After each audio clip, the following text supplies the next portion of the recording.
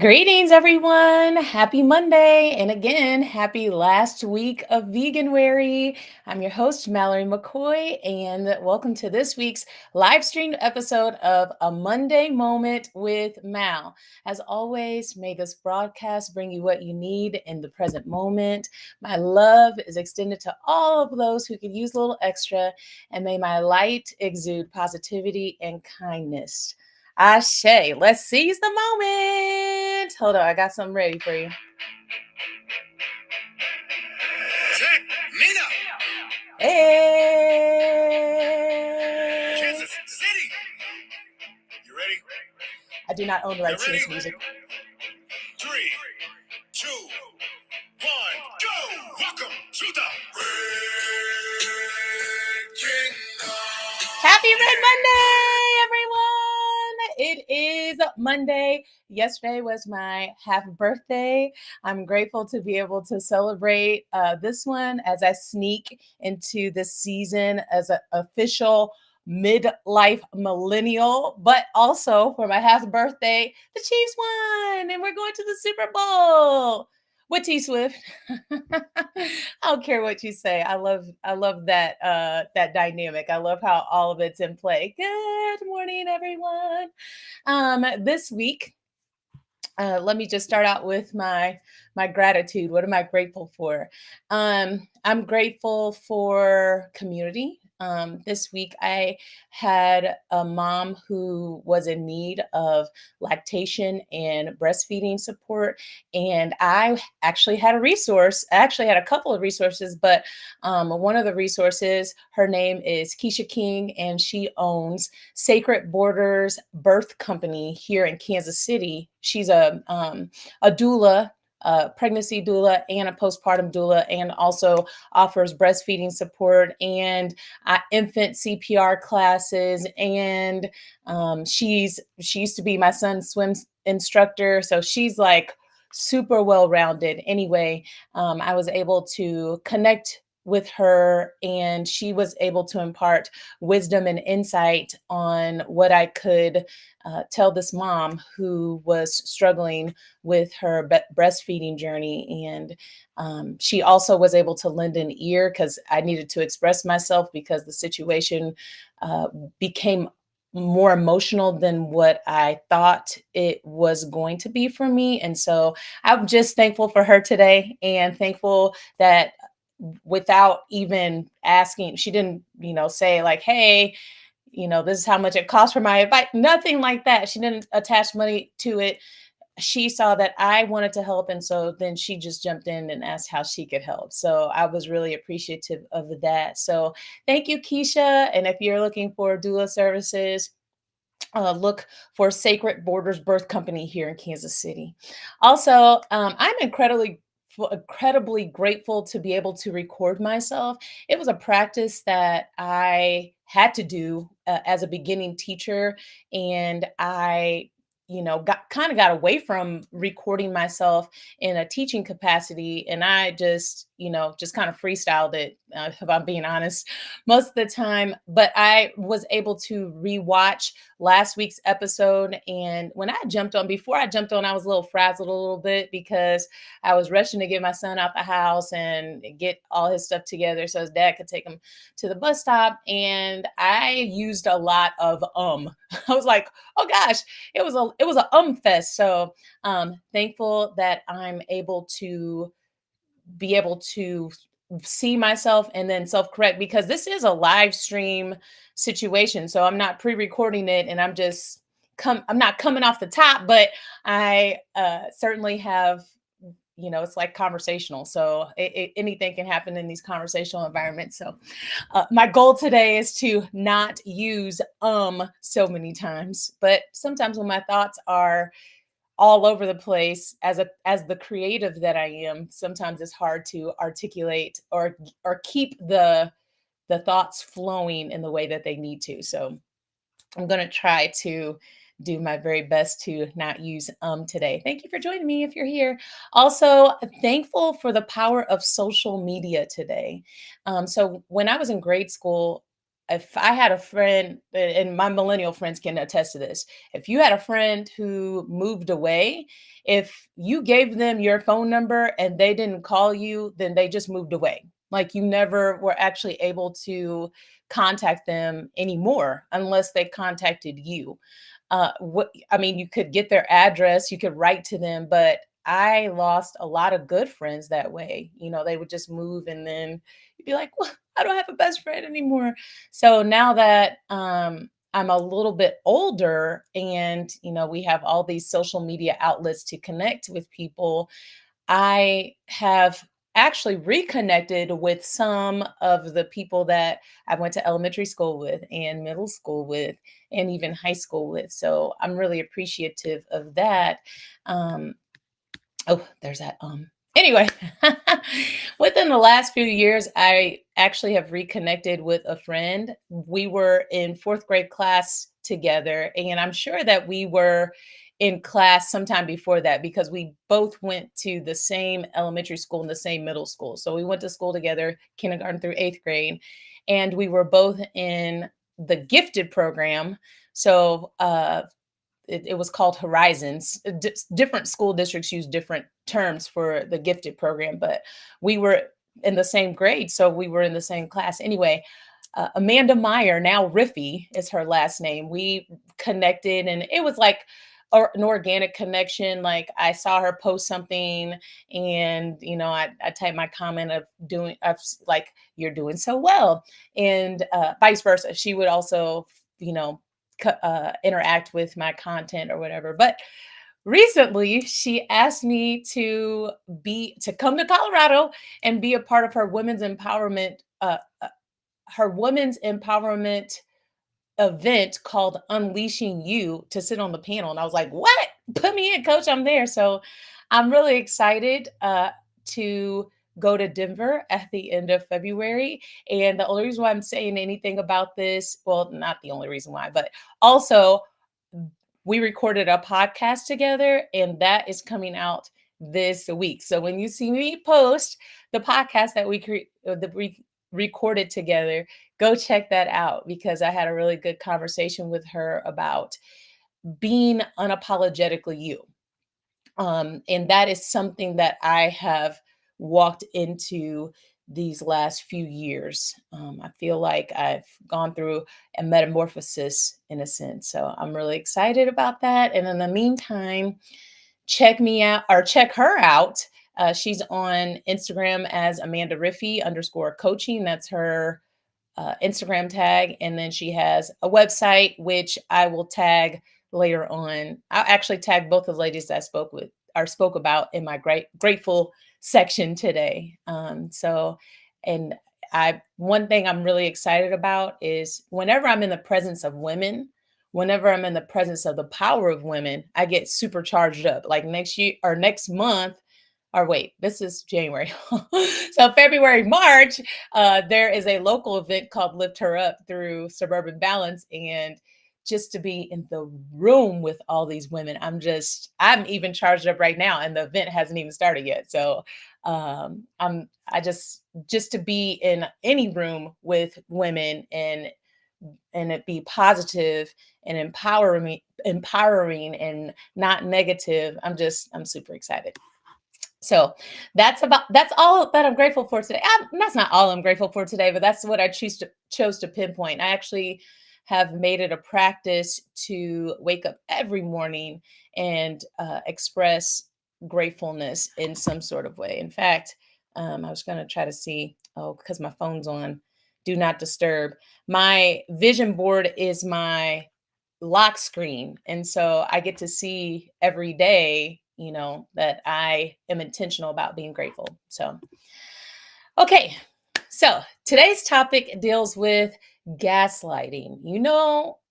I love me a good definition. So let's break it down a little bit.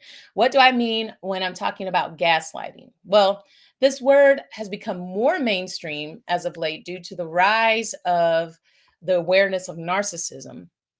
However, the term gaslight was first used in a 1994 or 1944 film called Gaslight, where a woman's husband refused to see her reality as a truth, and it literally drove her to insanity. The term gained more traction in feminist literature in the late 1970s and has shaped itself to mean dismiss or discredit someone's viewpoint, or to cause a person to doubt their judgment, memory, or sanity through the use of psychological manipulation as recent as 2016. It was even named Word of the Year in 2022. So it's really making its rounds as of recent. When I'm referring to the gut, I'm speaking about our intuition, our sixth sense, a natural instinct, and as the Cambridge English Dictionary defines it, an ability to understand and know something immediately based on your feelings rather than the facts. That it's that gut feeling that one gets when there's something to pay attention to. You know something, but you have no reason to know it. It's an inner wisdom that transcends logic. And because it's not logical, it's hard to define it logically. In my enlightenment over the past 4 years, however, I know that there are things that can't be explained with human logic. So, what do I mean when I say gaslighting your gut? So, as defined, we often think about gaslighting as a physical, emotional, mental, or spiritual dismissal that someone outside of us does to make us second guess our own thoughts. But what if you're the one who's second guessing yourself? What happens if you don't follow that feeling you had before something happened or while something is happening, and then you realize that what you felt was actually the right feeling? You figured like, and then you didn't go with that, and then you had to figuratively beat yourself up about it. That's what I'm talking about. This has happened to me numerous times and has happened to others around me. And I've actually, because I've now made myself cognizant of it, when I'm in conversation with people, I'm like, yeah, you just gaslit your gut. And they're like, yeah, I actually did that. And so that I seeing this play out in reality at a micro level and a macro level has totally, like I said, made me cognizant of it, and totally made people believe that the situation is not what it is. This is not to be confused though with cognitive dissonance, which I love that this term. It's the term that psychologists use to describe people that know contradicting facts, belief, or action, but they still choose to do something that contradicts that. So, for example, people say, I love animals, but then they eat meat. Pick me. Who pick me? Because that was me too. I didn't want to see the meat being processed, and I didn't care how it got to my table. But KFC original recipe, I was tearing up them chicken legs because they were good, but I didn't care about the process before. And I was still curling up with my dog at home. So there's that part. Um, Eating bacon, loving on my dogs, and then even feeding them the bacon, which is crazy. Or and this is another example of cognitive dissonance. You hold a belief that sinners are going to burn in hell for eternity, but when you sin, you say, "Hey, all I gotta do is repent, and I'll be forgiven." So that doesn't mm, that doesn't match. It's very contradicting.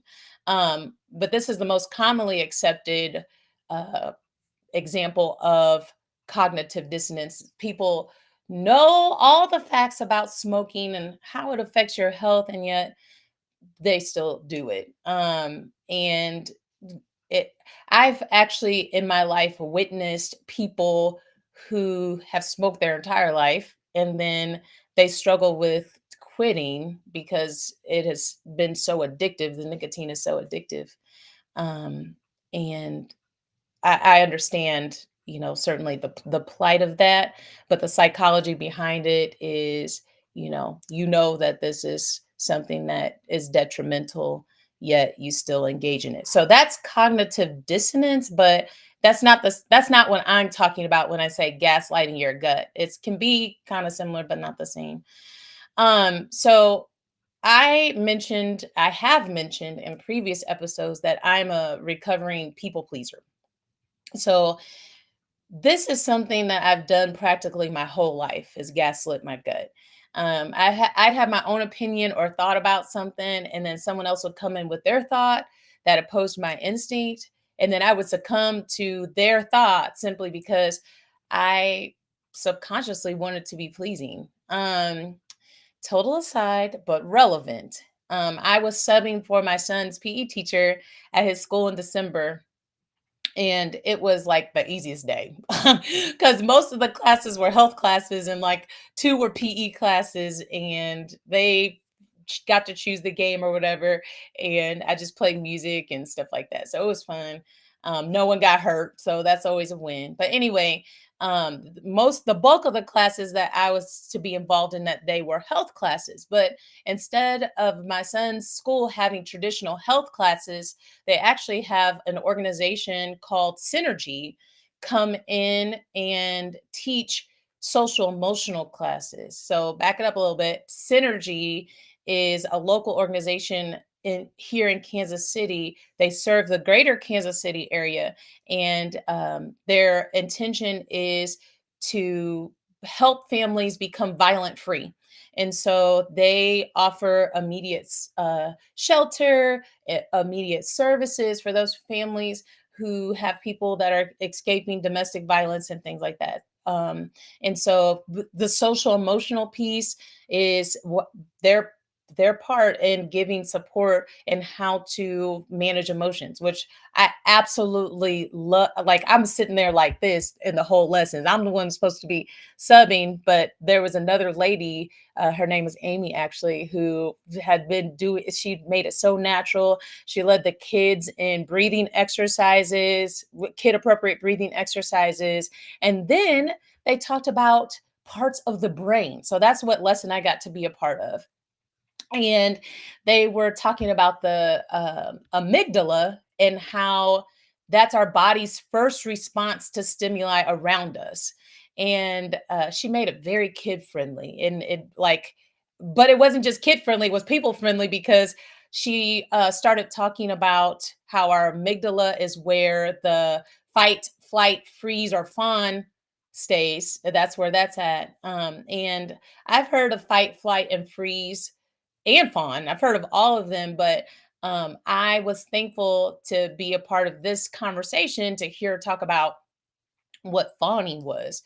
And I had to lean in because after she said that it was when one develops people pleasing behaviors to avoid conflict or harm, I knew she was talking about me. I felt like she was talking about me, even though she didn't know that she was talking about me because that was me. And I looked when I looked it up on Google, and the examples were ignoring your own needs to take care of somebody else's, not feeling seen or heard by others, not being able to say no, feeling responsible for other people's emotions, not voicing your own values, and not having clear boundaries. I certainly felt exposed by that because that has all been me. And it's crazy because if you're watching and you know me personally, you might not even think that that is a part of me.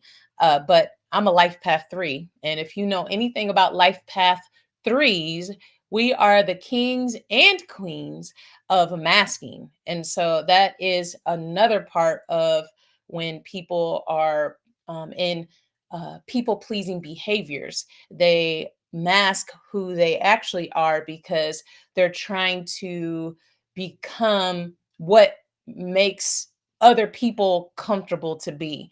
It's crazy. I lived my whole life like that. A lot of my life like that. But now I'm in a space where I don't care. I'm just all me. This is what you get. You get me and that's it. So yeah, that certainly relates to gaslighting your gut. So and then my deeper reflection, I had to be honest about in order to because if we want to change something about ourselves, we have to make ourselves aware of what we need to change. And so I had to go back and reflect on all of the times that I gaslit my gut. And it's not just individual times on a micro level, it's like macro. I gaslit my gut in my teaching career. I gaslit my gut a lot. I was working my butt off and I'd be like, oh, but it's for the kids. I mean, it was for the kids, but the education system and that paradigm is complex. And so I was working for the kids, but at the detriment to myself. So I was gaslighting myself to say like I'm okay, but I really wasn't okay. I've gaslit my gut while writing my dissertation. I'll talk about that at a later date. I've gaslit my gut while parenting. I'll talk about that at some point. I've gaslit my gut while watching what's being projected as our federal political reality, and it shouldn't be. And that's going to be a topic of discussion this year because that's like the undercurrent because we have a presidential election going on, but we know that local matters are, very, very important. And so we have to funnel our energy into that. And I had to be completely honest with myself and saying, like, I've gaslit my gut during my marriage. And so that is certainly been enlightening and certainly a lot to walk through. And so I'll talk about that at a later time too. So, but like I said, awareness is key. And in awareness, that's where the healing can take place. But if you're not aware, if you're not cognizant of what, needs to change, then nothing will change. Okay. So, this week, I'm curious to know what areas of your life do you recognize that you've gaslit your gut, or in the question in another form, have you ever tuned into your gut feeling but ultimately ignored it and then you regretted it later? Um, you certainly don't have to share that with me in such a public forum, but definitely reflect on a time when that's happened. It's important to us to be consistently reflective to express aggressive growth in any form. Or maybe you're even struggling with tuning into your intuition. So if it's you that saying like, "Hey, I don't even know that I hear myself," my suggestion to you is to get quiet. We have so many external environmental distractions, and we just don't, as a society, as people, we don't quiet our mind, we don't quiet our heart, we don't quiet our soul, we don't quiet our environment. There's always some sort of stimuli going on in our space. So I would like to encourage you, and I know that it's hard. I'd like to encourage you to put your phone down and sit with your thoughts, and this just go inside yourself, maybe even just focus on your breathing. Some people say they have a hard time doing that because then outside thoughts creep in. And if you're having a hard time with that, just keep constantly redirecting yourself and start with small increments. Start with 1 minute, then start with 2 minutes, then progress to 2 minutes, then 3 minutes, then 4 minutes, then 5 minutes. It doesn't have to be a long time. In fact, I've been doing a meditation every night, and it's 10 minutes, but I never make it to the 10 minutes because I always fall asleep. So anyway, you could either meditate like that or you could actively meditate. So I that's actually what I do most. I love running because when I run, that's when I get my best ideas. I also love to list like in my car. My I have to turn the radio off because my son, he likes to listen to his music, so I turn the radio off, or I have music in my AirPods or whatever. But I just like if I'm riding by myself, I don't even turn the radio on, and then I'm just with my thoughts and I'm able to process. I'm also a person who processes a lot out of a situation, so I can't be a part of a situation to process it. I have to the situation has to happen, then I have to go away from the situation to process and then come back. So active meditation has been helpful because I'm not having to sit anywhere and do anything, and I'm doing things at the same time. So, and like I said, Starting in small increments and growing is certainly helpful. Don't think you can just take it to do an hour meditation. I can't even do that. I just told you I can't even do 10 minutes. I barely get to like 4 minutes. Lastly, I would suggest if you're struggling with hearing your intuition, is that you got to clean up your diet. And it's not because this is the last week of veganwary, but just in my experience, when I ate heavier foods, it helped or it was making me sluggish, and in turn your body has to put all its energy to processing the food instead of processing your thoughts. And so when you lighten up your diet with, lighter foods, fruits, vegetables, nuts, all those things, then your body is able to focus easier on the thoughts as opposed to focusing on digesting your food. Okay. So today's quotes, and then affirmation, and then I'll get out of your hair. Actually, I have two quotes today. Intuition is the highest form of intelligence, transcending all individual abilities and skills. That's Sylvia Claire. And Giselle, I don't even know how to pronounce her last name, but Tom Brady and Giselle, just the Giselle part. The more you trust your intuition, the more empowered you become, the stronger you become, and the happier you become. And then our affirmations for today. I'm having to wait until the top part disappears because it's blocking my affirmation. Okay, the second one says, I honor my inner knowing and trust my path. And then the third one says, I trust my inner wisdom to guide me toward the next right step.